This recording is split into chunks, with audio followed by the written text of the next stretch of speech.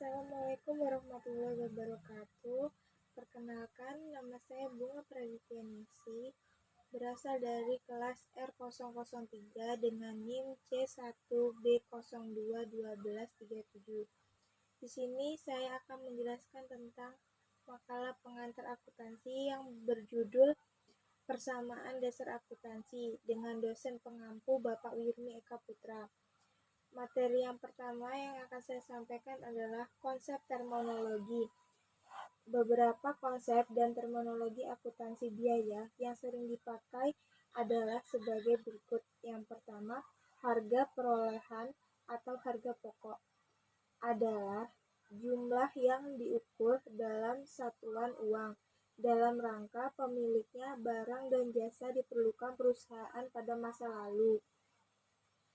Harga peroleh yang telah terjadi maupun pada masa yang akan datang, harga peroleh yang akan terjadi. Yang kedua adalah biaya. Biaya adalah harga peroleh yang digunakan dalam rangka memperoleh penghasilan dan dipakai sebagai pengurangan penghasilan. Yang ketiga, penghasilan adalah jumlah yang dapat diukur dalam satuan uang dalam rangka penjualan barang dagang, produk atau jasa yang dilakukan oleh perusahaan kepada pihak lain. Yang keempat, rugi dan laba adalah hasil yang diproses mempertemukan secara wajar antara semua penghasilan dengan semua biaya yang periode akuntansinya yang sama. Yang terakhir, ada rugi. Rugi adalah kekurangannya aktiva atau kekayaan perusahaan bukan karena pengambilan modal oleh pemilik dan tidak ada manfaat yang diperoleh dari kekurangnya aktiva tersebut. Materi yang kedua yang akan saya sampaikan tentang persamaan dasar akuntansi.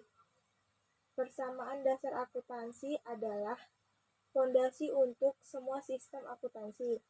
Misalnya, ketika sebuah perusahaan baru dibangun, aset pertama yang dibeli berasal dari dana yang diterima dari investor atau pinjaman utang. Dengan demikian, semua aset perusahaan yang berasal dari kreditor atau investor tersebut, kewajiban dan ekuitasnya.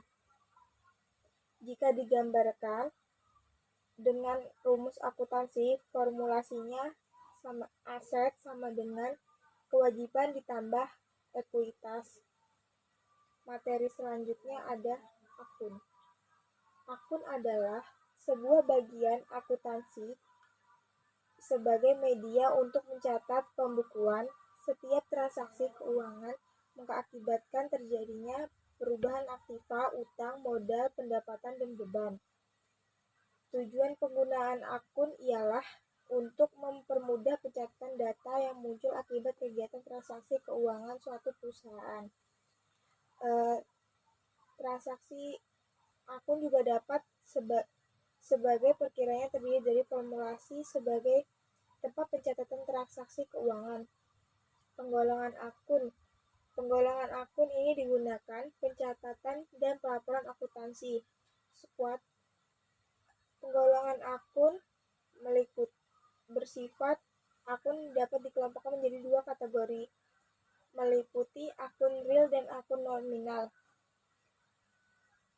Berdasarkan posisi keuangan yang terjadi, 3 akun meliputi akun harta, aset, utang, dan modal.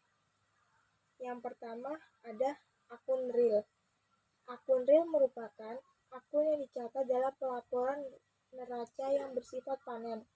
Maksudnya, akun tersebut tetap berkelanjutan dari periode dan ke periode laporan berikutnya. Penggolongan akun real terdiri dari akun harta, kewajiban, dan modal. Yang pertama, akun harta atau aset merupakan sumber daya yang dimiliki suatu perusahaan yang berguna pada waktu sekarang dan yang akan datang. Yang kedua, lancar. Harta lancar. Harta lancar adalah yang tingkat kemungkinannya dicairkan lebih tinggi, artinya harta tersebut dapat berubah. Selanjutnya, harta investasi atau investasi jangka panjang adalah harta yang investasinya atau penanaman modal dalam jangka waktu lebih dari 1 tahun terhadap perusahaan lain. Contohnya, investasi yaitu investasi saham, sertifikat deposito, surat berharga pasar uang. Yang selanjutnya, harta tetap berwujud. Harta berwujud yang digunakan untuk kegiatan operasional usaha.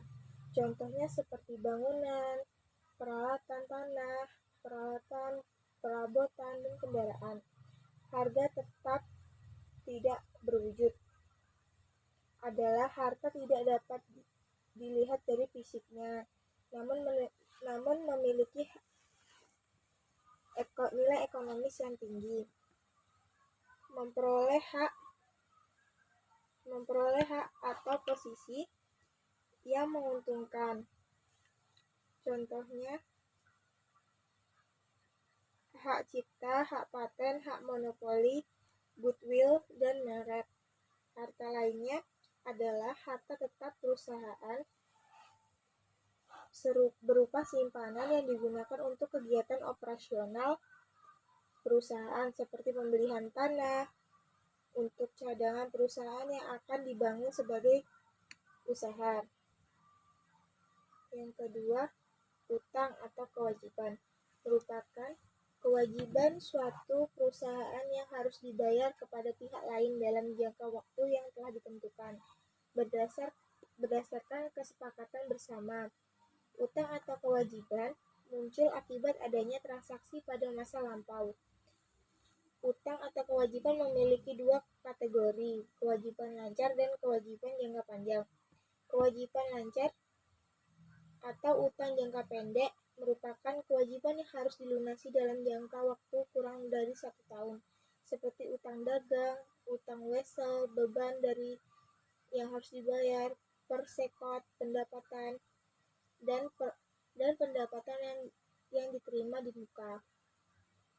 Selanjutnya, kewajiban jangka panjang merupakan kewajiban yang harus dibayar dalam kurun waktu lebih dari 1 tahun dengan pembayaran secara kredit maupun sekaligus seperti utang obligasi, kredit investasi, dan hutang hipotek. Selanjutnya adalah kewajiban lainnya, merupakan kewajiban yang tidak dapat diklarifikasi sebagai kewajiban jangka pendek dan jangka panjang seperti utang kepada investor. Selanjutnya ada modal. Modal merupakan daya utama dalam pembangunan dan pengembangan suatu perusahaan. Modal ini dapat bersumber dari pihak internal dan bersifat dari pihak eksternal. Yang kedua ada akun nominal. Akun nominal merupakan akun yang dicatat dalam pelaporan laba rugi yang bersumber dari penghasilan juga beban-beban akibat transaksi suatu perusahaan. Akun nominal dapat dikelompokkan menjadi 2, yaitu akun pendapatan income dan akun beban. Akun pendapatan atau income adalah pendapatan peningkatan aktiva yang timbul peroleh suatu perusahaan akibat adanya transaksi sehingga mendatangkan keuntungan. Pendapatan ini merupakan aktiva yang diperoleh dari luar kegiatan utama atau suatu perusahaan seperti pendapatan bunga dan pendapatan sewa. Yang kedua, akun beban. Akun beban merupakan biaya yang harus dikeluarkan oleh perusahaan terkait dengan kegiatan operasional perusahaan untuk memperoleh perusahaan. Selanjutnya ada tujuan akun. Tujuan akun adalah mencatat data akan dijadikan sebagai dasar penyusunan laporan keuangan dalam perusahaan. Dalam ilmu akuntansi, penggolongan akun dilakukan untuk memenuhi 4 tujuan berikut. Yang pertama, melakukan transaksi berdasarkan seperti aktiva dan akun lainnya. Yang kedua, mengetahui sumber-sumber mengenai posisi keuangan, harta, dan laporan perubahan modal. Yang ketiga, sebagai media untuk melakukan pencatatan laporan raca, akun real, dan pelaporan laba rugi, akun nominal. Yang keempat, memudahkan para pemakai laporan keuangan dalam memahami dan mengambil suatu keputusan pada masa depan. Yang selanjutnya ada fungsi akun.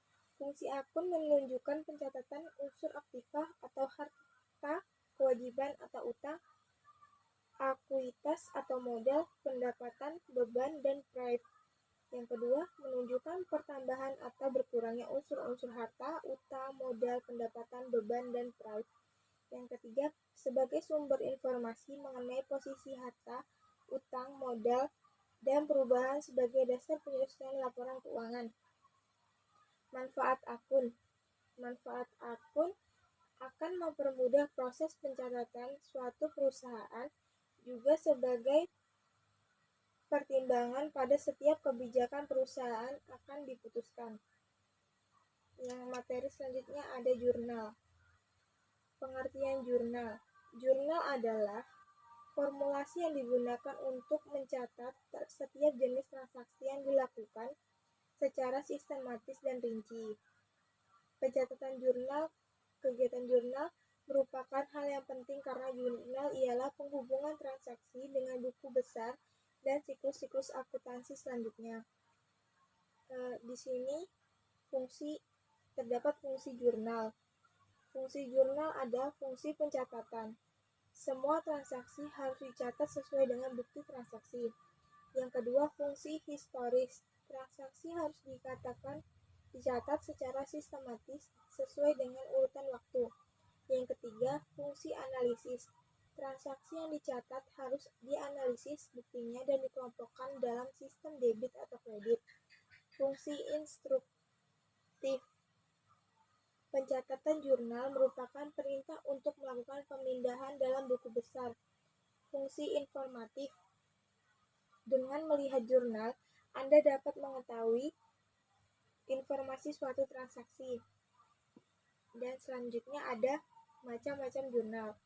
Macam-macam jurnal akuntansi diantaranya sebagai berikut. Yang pertama, jurnal umum.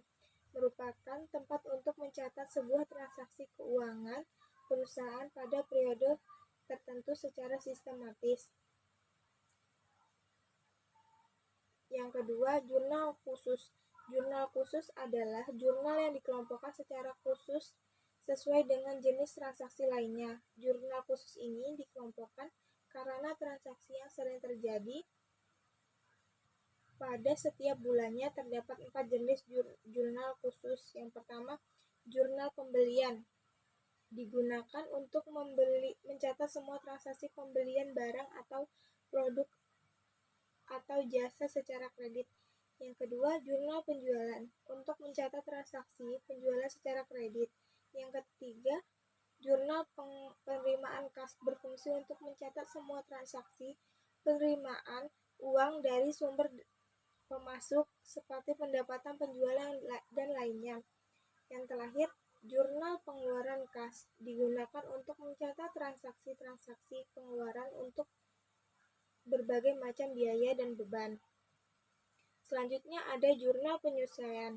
Jurnal penyesuaian adalah jurnal yang dibuat pada akhir periode akuntansi untuk membandingkan jumlah yang dicatat pada apakah sama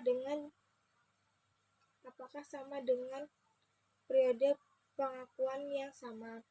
Jadi, akhir periode transaksi terdapat transaksi yang belum dicatat atau ada transaksi yang salah atau perlu disesuaikan, maka dicatat dalam jurnal penyesuaian. Namun, harus mengingat bahwa untuk menentukan pelaporan pendapatan atau beban tergantung pada sistem akuntansi yang digunakan secara cash basis atau accrual basis. Yang terakhir ada jurnal penutup. Jurnal penutup adalah salah satu dari macam-macam jenis jurnal yang dibuat untuk menormalkan atau pemindahan saldo perkiraan sementara sehingga perusahaan dapat mengetahui laba rugi bisnis dalam suatu periode. Saldo perkiraan sementara yang dimaksud adalah perkiraan normal price. Adapun dasar untuk menyusun jurnal penutup yaitu kertas kerja kolom laba atau rugi. Yang berikutnya ada jurnal pembalik. Jurnal pembalik dibuat dengan tujuan yang untuk mempermudah pencatatan transaksi di awal periode akuntansi. Jadi, jurnal pembalik adalah ayat jurnal yang dibuat untuk membalikan jurnal penyelesaian transaksi, sehingga bentuk jurnal pembalik adalah kebalikan dari jurnal penyelesaian.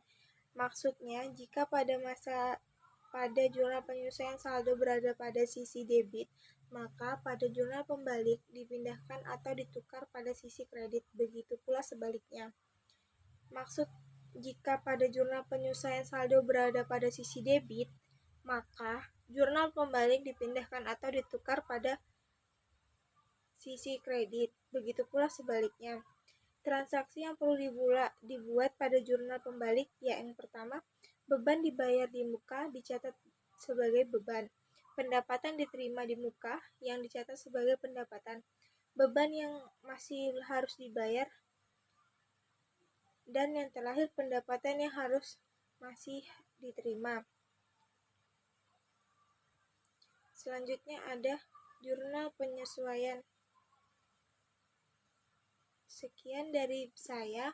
Apabila ada kurangnya dari presentasi makalah saya, mohon dimaafkan.